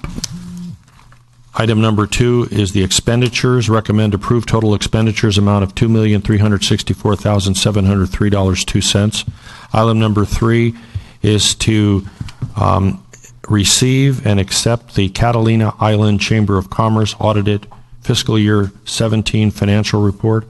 Item number 4 is a resolution of conceptual support for a new hospital. It is to approve a resolution of conceptual support for the development of a new hospital campus before 2030. Item number 5 is authorization of payments to the Catalina Island newspaper for past due invoices. The recommendation is to authorize the finance director to pay $11,200 to Catalina Island newspaper as final settlement of past due invoices for services prior to July 1, 2016 that they didn't bill us for until recently. Item number 6 is a purchase of 2 replacement E-Tech 150 horsepower outboard engines. And it's recommended that you authorize the purchase of 2 Evinrude E-Tech G1 150 HP outboard engines in the amount of $23,047.50, including tax and freight, from Avalon Boat Stand for use for Avalon Harbor patrol boats. Item number 7 is authorize the purchase of a John Deere mower at a cost not to exceed $8,400. Item number 8 is to declare excess equipment, city equipment, as surplus. It's to adopt a resolution declaring equipment listed in the resolution as surplus property and authorize the city manager to dispose of it properly by selling the property to the highest bidder. Item number 9 is to amend the management employee compensation resolution 1703 dated February 7, 2017 to include a position of management aide and authorize a reimbursement of $23,509 in back pay. Item number 10 is a rescission and approval of mooring lease fees owed by Island Enterprises. The recommendation is, and the rest of the story, recommendation is to rescind the prior determination on the methodology of determining mooring fees for Island Enterprises and approve staff's methodology in determining for mooring fees owed to the city by Island Enterprises, which fees total $58,939, subject to an executed agreement between the city and Island Enterprises regarding their summer end float. The following items is on the consent calendar, acting as the Avalon Housing Authority. It's to approve the attached letter regarding the unconditional commitment, authorize mayor to execute. This is Brown Act unconditional commitment.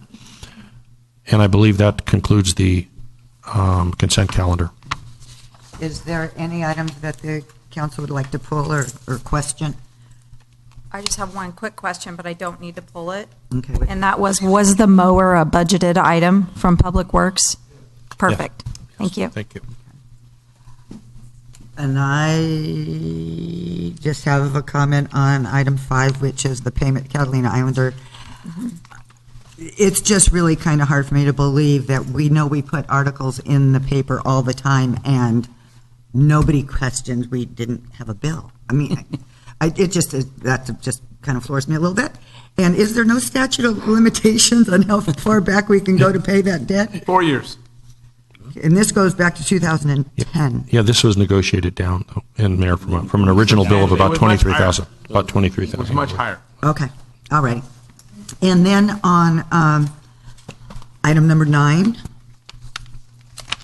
I have no objection to providing compensation and to play catch up on that. I guess, though, I would like, because this was a position that was just created, right, at some point. And it was just created. Yes. Not in a cough study, not in anything. It was just somebody kind of picked it out of the hat, kind of.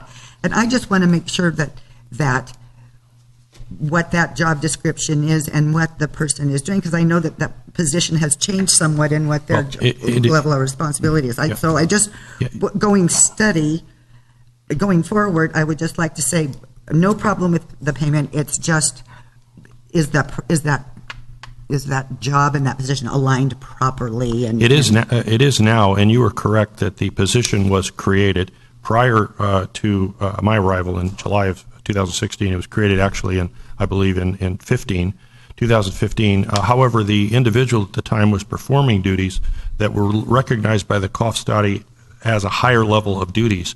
And that this, by adding this is recognition of that. It's only for that period of time until 2016 when the position was transferred to Public Works and has been, and the individual has been worked diligently and hard and has done an excellent job for the department. Okay.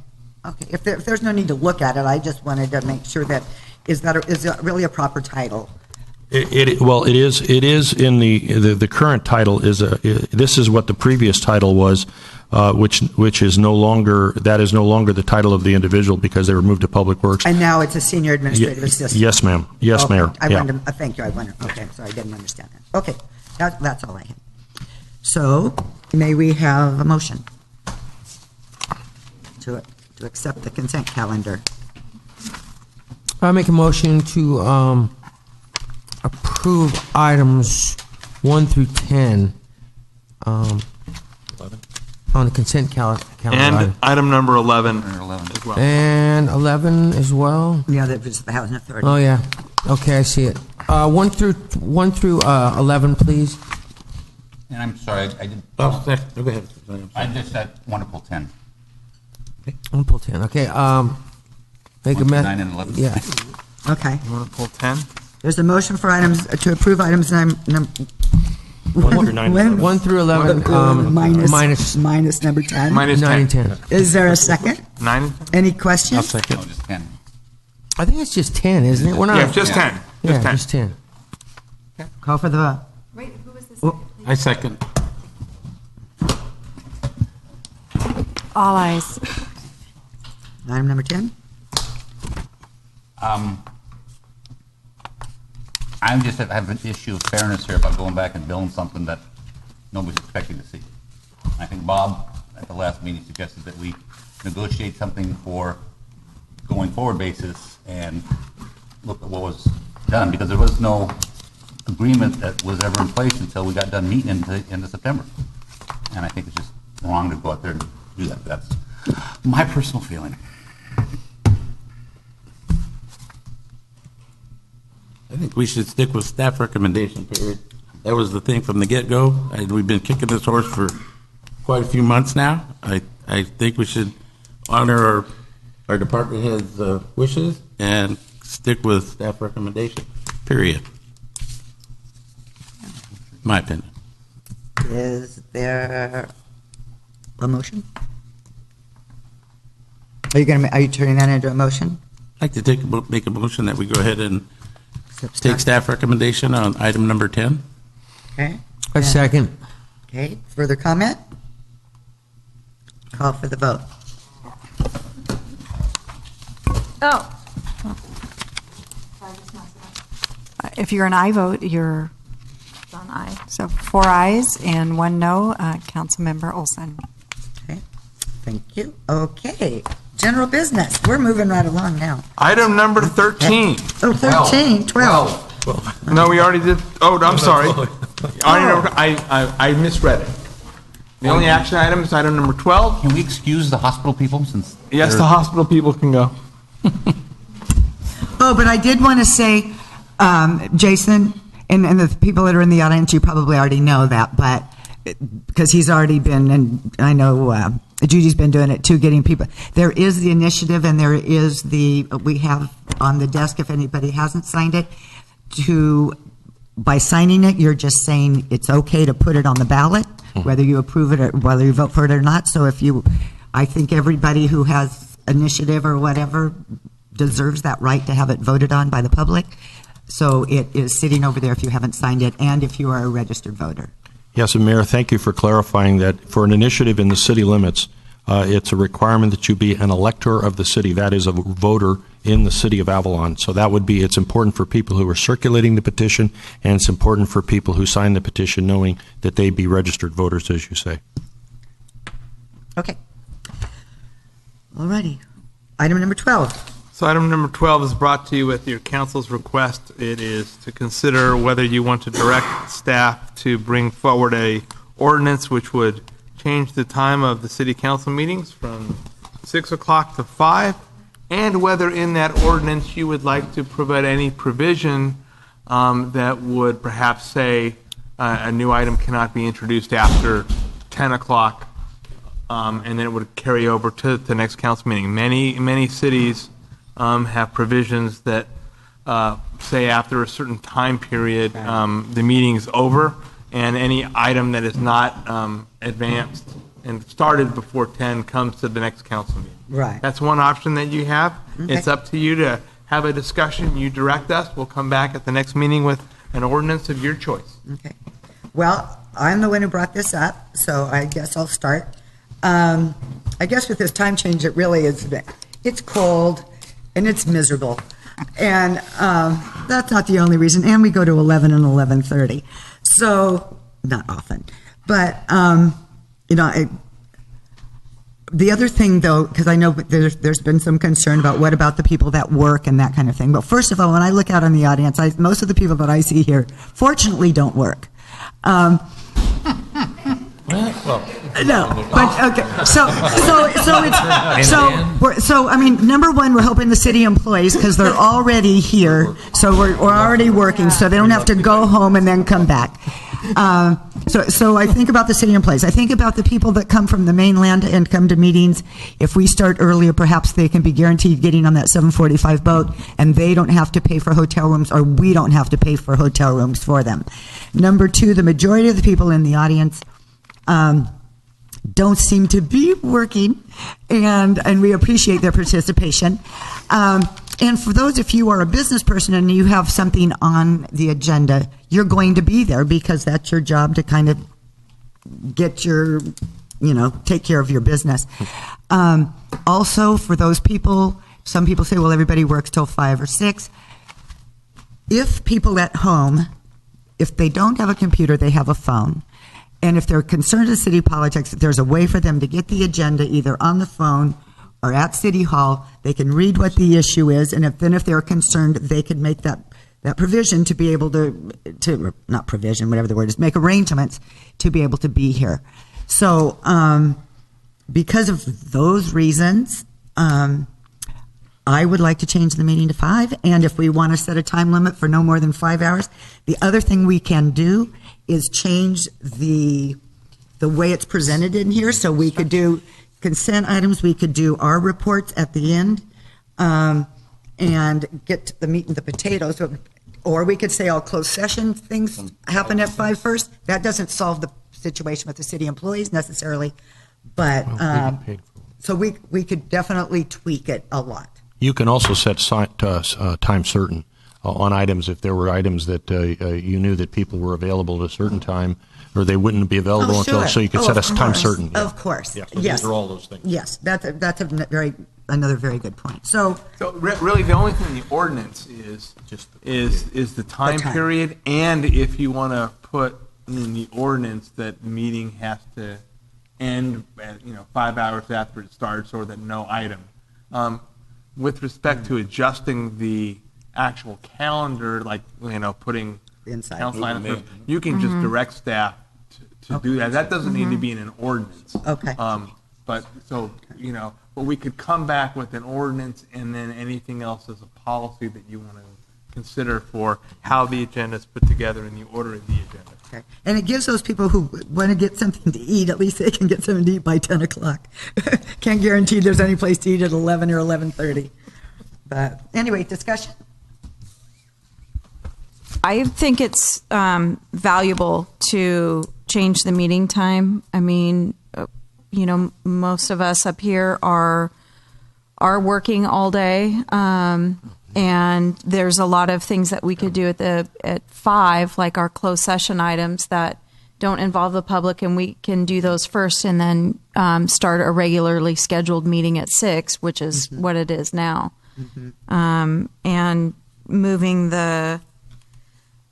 the communications to the end, our communications and reports to the end would then allow us to get right to the meat and potatoes of the meeting and decisions. But I mean, it saves the city money not having to, be billed for our contractors that are staying in hotels overnight.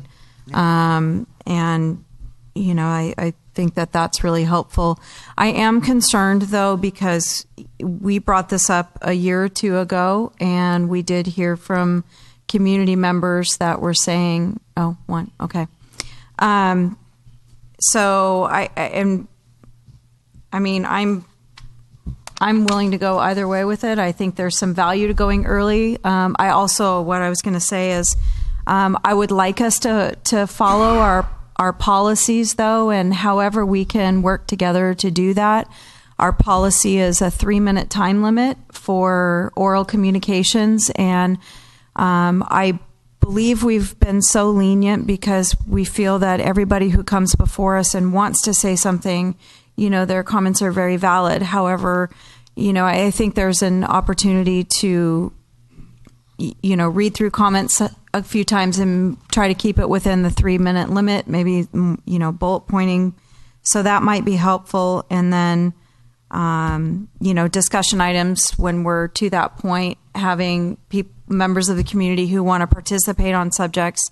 The policy is that, you take a turn and you come before the council with your questions. And what we see sometimes is, pop-ups here, pop-ups there, and then this person pops up, and that person pops up, and we've got 4 or 5 people talking over each other in the audience. So maybe if we could just help, maybe we could find a structure to help keep us on track in that way, and I think that will streamline our discussions. Okay, good. Okay, so since when do we have people that talk over 3 minutes? I mean, there hasn't been anybody talk over 3 minutes in 5 meetings. I'm not getting what the problem is. I actually, what I'm saying is I like it just how it is. I think it would be. It's not. We're going to have problems with if we change it. We're going to have problems with that. Well, we have the 3-minute, and again, and if she's looking at me since I control the meeting, I'm just lenient, and if when Bill Hill wants to come up and wants to say something, by God, I'm going to let him talk. I know. I appreciate, I respect that. I agree to that, and I'm saying we've all been lenient in the past because if somebody wants to speak in front of us, we want to hear what they have to say. Right. But I'm just throwing out. We all received letters from community members suggesting just that we have structure. Yeah. Okay. We have a structure, and I think it works really well, and I really appreciate it. I like it. I mean, if you guys decided we're going to show up at 3 a.m. and that's when our meeting's going to be, fine, so be it. The only other important thing I have to do is, that's more important is my family and camping. That's fair. You know what? I don't think there's a problem with this. I got to work. I mean, you start taking hours out of the day, and it's taking money out of people's pockets, and it's taking money out of the community, and there's nothing wrong with it. I haven't gotten one complaint from anybody about, and if we go 5-6 hours. It's once every 2 weeks. It's like that's what we get. That's why we get the big bucks, because we stay here for 5 hours and we work hard, and we take 5 hours out of our day to answer people's questions and sit with them and have coffee and when we can. I mean, it's that's what's hard to do for me, is to take 3 hours out of every day, and when somebody needs a minute of your time, that's times 10, and it's never a minute. It's always 20 minutes or a half an hour or an hour. Per person. So, I respect what you're saying, so we should get you a 3-minute timer to carry in your purse. a minute. Because it's always, hey, you got a minute? I know. And I respect that, because I always know it's going to be 10 or 20. And we love them that they And I know we all get I that. think we all get that. That's very That's our MO. neat for our community, is that we can. I love that. That is our MO. That's why we don't need to do what Alan Lowenthal does, is come over and have these community sit-downs, because our community sit-downs is when we walk down the street and we're open to everybody that passes by to give us to give them a minute of our time. No, but I have no problem with the time that we have our meetings. I have no problem with our announcements being first, because for me, my announcement is me setting my policy, is what it is. It's me establishing my policy, because every word that comes out of your mouth is your policy. It's what you are saying to the community that you want to do and go forward with. And that's why my announcements are sometimes lengthy, because that's my time to tell the people of Avalon what is on my mind and where my head's at and where my notions are going to be going. And that's really important for me to get out there first. If it's at 11 at night, no one's going to be listening to that. No one's going to care about what my policy is. That if you guys want to remove that from the first part of the meeting, I don't mind. I mean, anything we decide as a council is going to be fine with me, but I like it just how it is. Okay, I appreciate your comments. Okay, council, what's your pleasure? Well, I kind of like what Cindy said. If when we know we're going to have a big consent count or a big closed session calendar, do a special or start the meeting early to get that out of the way. But I don't mind the 6 o'clock. I mean, it works for me. I do like the idea of putting a cap of some sort, 4 or 5 hours. Well, and I think what made me bring it up is we started a couple of those meetings at 5, and that felt good. Mm-hmm. I mean, it just was just easier. But let's hear from people of the community that come to these meetings. Yes, please. No, I think everybody's still going to be able to speak and have their say so. And like we were saying, work to tweak it out. Mm-hmm. So, if we don't want to put all the announcements on the front or the back, we could work on that. We could move that around. So there'll be plenty of opportunity for everybody to stay. Me personally, again, I like the early day. Kind of go to bed early, but I kind of like having it early if it's all right with everybody else. Can we have I'm comments? easy to work with. Comments from the community? Mm-hmm. You like 5? Okay, Allison likes 5.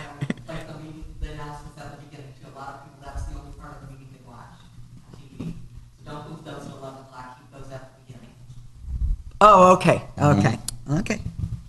All right, well then, do we vote on it, or we say draft of something, or? I just need direction. I need a vote for direction as to whether you want to have an ordinance come for moving the starting time to 5. Well, if it requires an ordinance, that's great. If we have 3 votes, we'll do that. Okay, we'll do that, and then this will give the community people time to respond to it.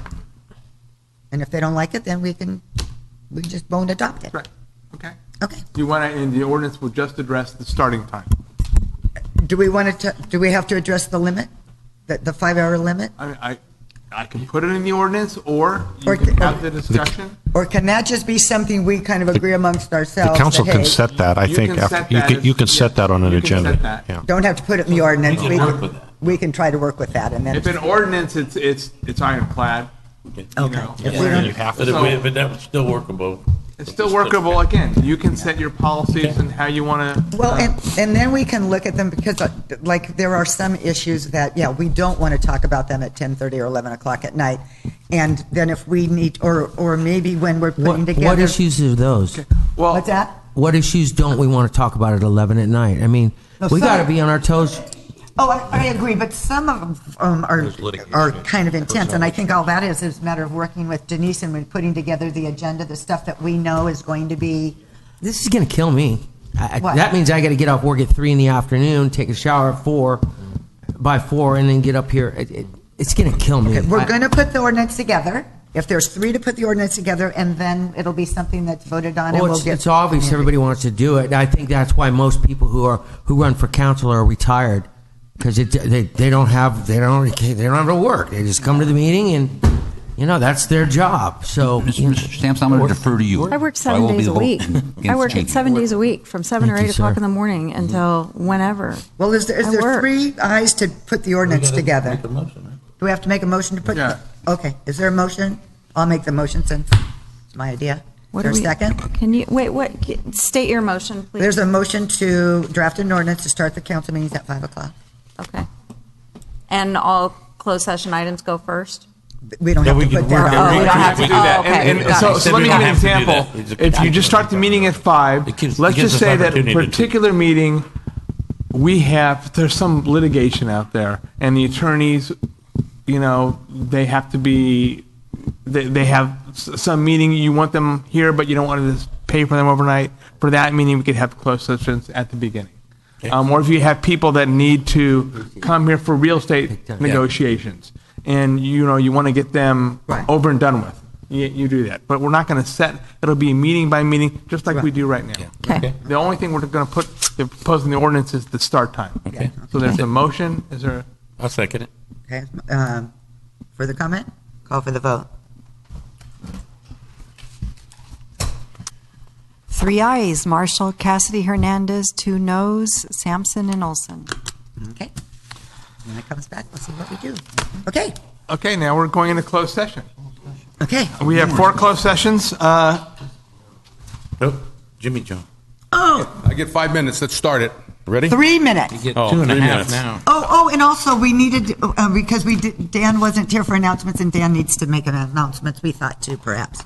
Under public comment. Did you have public comment announcements? Okay. Reopen. Yes. Real quick, obviously, we just had a little wind event the last 2 nights. It's supposed to last through tonight and tomorrow. We had a dedication set up for Thursday at 2 o'clock for Tim Mitchell Rock. We're going to play by ear on that one. I mean, obviously, if it's, hopefully the tide will be low and the wind won't be blowing, but that's going to be by minute. We're just going to have to make that determination. If we have to do it the next week, then we will do it the next week. Okay. I mean, that's the best we can do. Also, I want to give you a little report for the Harbor Department. Last night, we had winds up to 32 miles an hour. We had 5 to 6 foot seas, which made it more difficult. Was the storm hit at high tide. We had a 6.9 high tide, and that, as Bob can attest to, really tore up the Front Street and South Beach, and we ended up losing one 38-foot sailboat out by Pebbly. But when that gentleman was in the office yesterday, when it was calm, we told him, "You need to move your boat. This is coming. You need to move the boat." And he goes, "I got a great anchor. I got a great anchor." And he didn't have a great anchor. Yeah. So the boat's sitting on the beach over there by Abalone Point, on the backside, Pebbly Beach side. And he trying to get the stuff out, but we have another high tide tonight.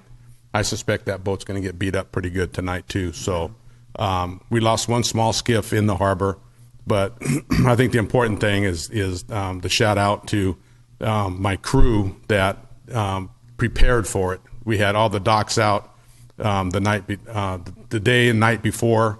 I had several emails back and forth with the cruise lines about whether they're going to come in today or tomorrow.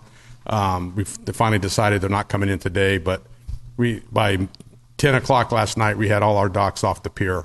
And I'm going to shout out to my guys. They did a heck of a job. Perfect. We worked 12-hour shifts, and we are continuing to work 12-hour shifts through today and tonight. and then tomorrow we'll determine whether or not we still have to continue to do that. But we had 2 boats in operation, which was plenty last night. We got to everybody and had them put chafing gear on and stuff. So this was a good deal. And I want to give a super shout out to Bob and his crew for Public Works, because they were all over the place today. And I mean, we had, if you guys haven't seen South Beach, you saw the sinkhole that's there, and we lost some pipes underneath the pier, freshwater pipes that they were able to turn off. And then when low tide came, we got Jaime down there to fix the pipe, so the pier's back up and running. But I just want to kind of give you a little blast about what happened last night. So thank you very much. Shout out to my boys. Yes, Good job. And girls. Thank you. And girls. Hey, Jimmy Joe. I'll take his last 30 seconds here. We are hosting, the city is hosting a polystyrene ban ordinance informational session Thursday night here at 5:30. Information about the ban that goes into effect January 1st. We'll have samples of some alternative products from CatBev, things that they can supply, and then alternative places that they can get that information as well. Wonderful. Can I ask you a question about that? Were we going to have any, would you by any chance have any protocol for people that can't quite meet that right on the day that, you're talking about the styrofoam ban? Yes. Yeah, I mean, can we have an easement into that? Because the suggestion just was in case some establishments we can't. started getting out information. Information's been out for a little bit. We put out letters today. We went from restaurant to restaurant, getting the information out again is another. We're starting to take some inventory, and we want people to be able to go through their inventory. Levent knows what kind of inventory some of these people have, and so it's not going to be a hard push until they have an opportunity to get through the existing inventory. Yeah, I think that's a good idea. That way we don't push people too hard. Yeah. But it was suggested at the same time that we document what the inventory is, so when 6 months, a year down the road, it's not new inventory on top of what we were told, and so we'll watch that as well. That's fine. Yeah, a soft introduction is good for something like this, because these people provide us our bread and butter here in Avalon, so literally. Yep. Anyway, thanks, Dan. And I just want council to know that the Catalina Beverage Company has been in contact with the city twice to find out, how hard pressed are we going to be on this. And there is a provision in our ordinance that does allow for an appeal if they go past January 1st. Catalina Beverage seems to be really trying to work with the businesses to, how much inventory do you still have on the stock, and how can we help you? And this is what we have. So. Great, thank you. We should also be reaching out to all the other providers, American Hotel, Guest Supply, where the hoteliers and restaurant supplies, Cisco, U.S. Foods. We should be reaching out to all of them as well. Okay. All right, we're going to go into closed session if there's no other announcements, and thank you very much. Mayor, may I just say Merry Christmas and Happy Holidays to all of you? Yes. I want to also say thanks for the memories. Oh, thank you. Thank you. Thank you for your hard work. Yeah. So Well, we and have- you do want to say, I've learned a lot from you. I truly have, and I really appreciate the fact that you respected the position of the mayor, and I know that you and Terry have renewed your friendships with people you knew before, and you have created more. So you can come back to the island, and we'll just have to find another place to eat. Yeah. Because the places are getting slim. But we wish you and Terry the best, and you'll come back and see us, I'm sure. May you and the community be blessed. Thank you. So we have 4 closed sessions. We have public employee appointment, interim city manager. We have conference with labor negotiations to discuss salary of the interim city manager. We have conference with legal counsel. This is initiation of litigation. This is considered initiation of litigation against the e-bus company for their defective buses. And then we have 2 conference with real property negotiators regarding the Casino Point property and the Fuel Dock property. With the Island Company on those two items, council members Hernandez and McGugan Cassidy will be recusing themselves. Okay. Good night, Tony. Good night, Tony.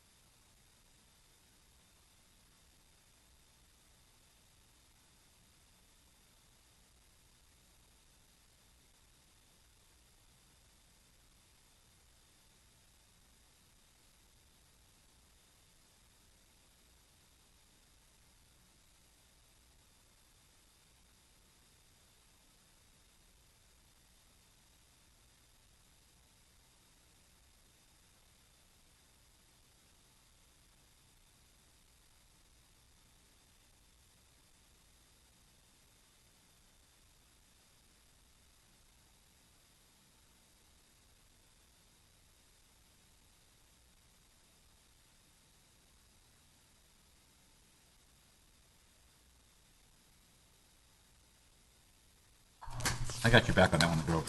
And we are back from closed session.